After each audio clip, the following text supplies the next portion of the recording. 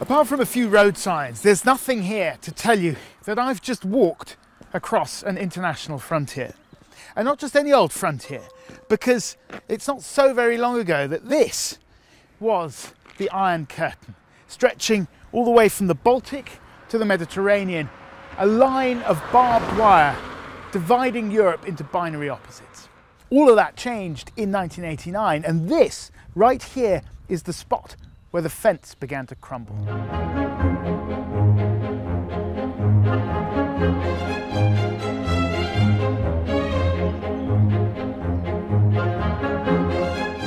It was a long, hot summer. On Hungary's border with Austria, thousands gathered to protest. Inside the Soviet bloc, the pressure was building. A group of East Germans made a dash for the fence. 27 years ago, this man stood between them and the West. Lezárt határt, egy halálzónát alakított ki. Arpad Bella was in command of the Hungarian border guard that day. His orders were to protect this crossing by force if necessary. Egyszer csak a völgyből fejek tűnnek fel. Aztán ahogyan jönnek a tetőre, már mellig látszanak, volt olyan apuka vélhetően, aki a kisgyerekét vitte a nyakában, volt anyuka, aki babakocsit tolt. He now faced the most momentous decision of his life, one that could help change the course of European history.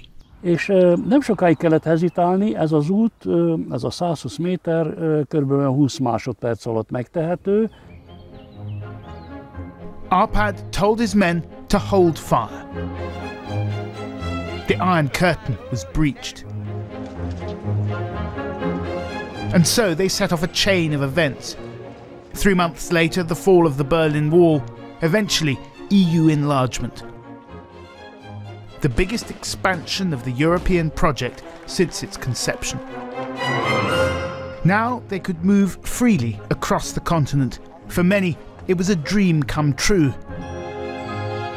But it wasn't the end of history. Having played his part in tearing down the Iron Curtain, Arpad now believes Europe should again be building fences. Mi itt 89-ben két világrendszeres impériumokat temettünk el. Most viszont úgy tűnik, hogy valami új korszak előtt állunk, ami a globalizmus, a liberalizmus, az érdekütközések következtében mi most úgy tűnik, hogy egy új sírt ásunk.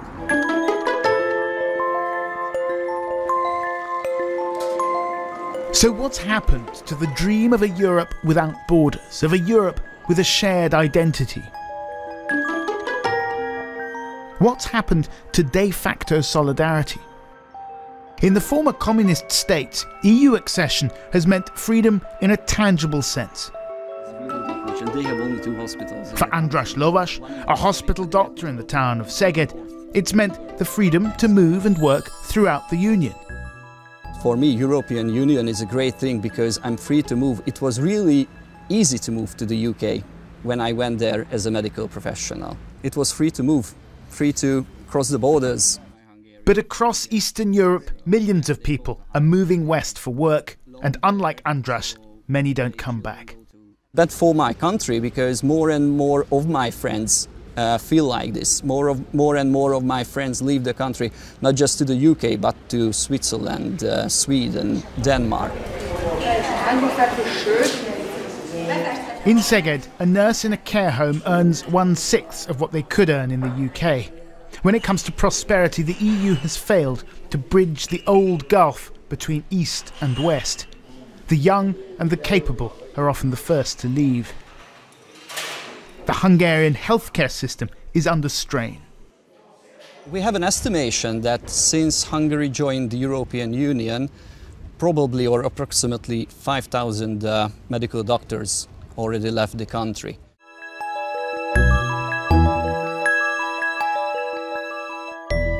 But there's something else. There's a deeper sense of unease with Europe here. An unease that was thrown into sharp relief last summer. The migrant crisis. Europe's failure to forge a common response boiled over at the train station in Budapest after Germany had unilaterally declared itself open for refugees. And so began the mass movement of people across an unwilling and disunited EU.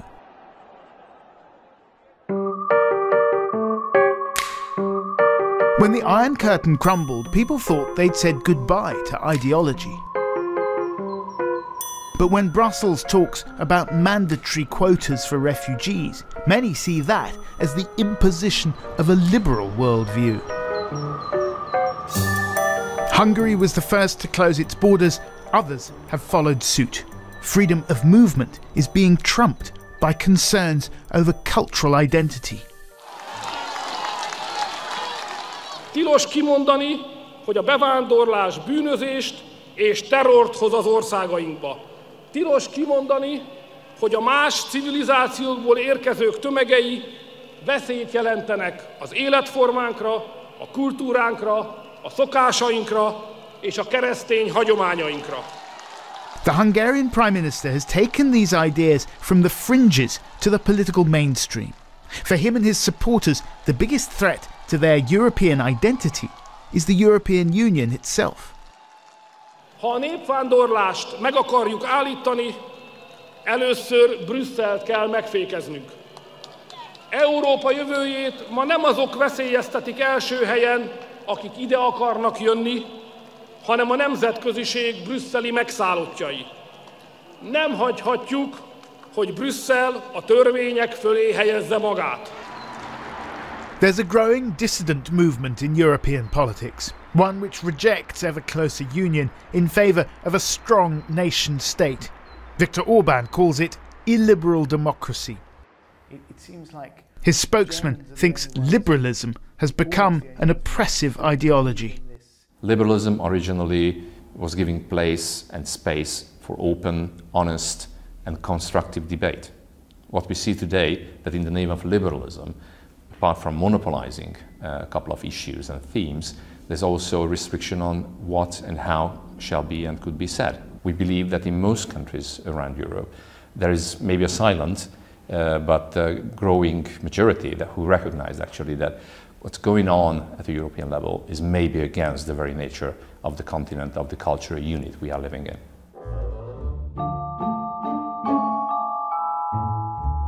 The freedom to travel, the investment in infrastructure, the billions of euros from the common European pot. Somehow all of this has failed to coalesce into a sense of common purpose. And the divisions over Europe's borders are opening up fissures elsewhere, fissures that are ripe for exploitation. This is the Poch nuclear power plant. Last year, Russia agreed to lend Hungary billions of euros to build 2 new reactors. Viktor Orbán, an admirer of Vladimir Putin, has simultaneously opposed EU sanctions against Russia. Coincidence? Many think not. On the other hand, including Zoltán Iles, who was a minister in Orbán's government when the secretive deal was announced. Russia definitely was buying influence in Hungary and also, from Russian perspective, in the whole Europe.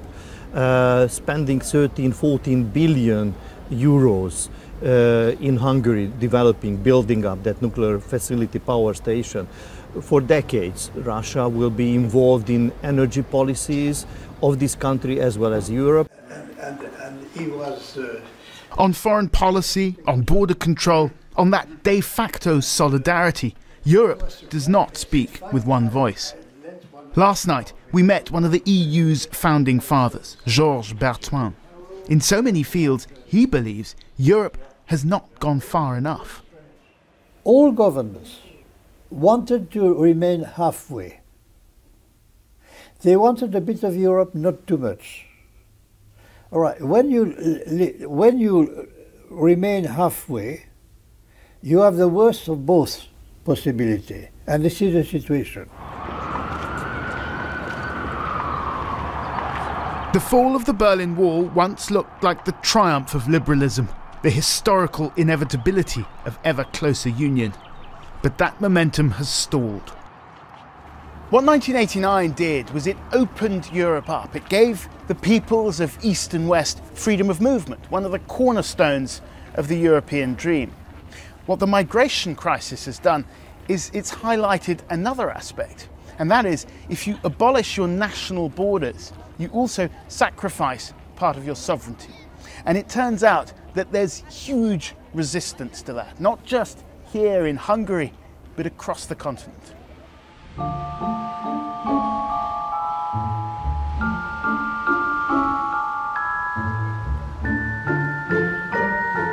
And so, more than a quarter century after they tore down the Iron Curtain, they're putting fences back up again. In Hungary and Poland, in Slovakia and Austria, even in Germany and France, the political momentum is shifting towards those who reject the dream of Europe as common space. There are others for whom that idea still exerts an irresistible draw. It is an irony that they are often the ones on the other side of the fence. This is perhaps the biggest crisis of legitimacy the EU has ever faced.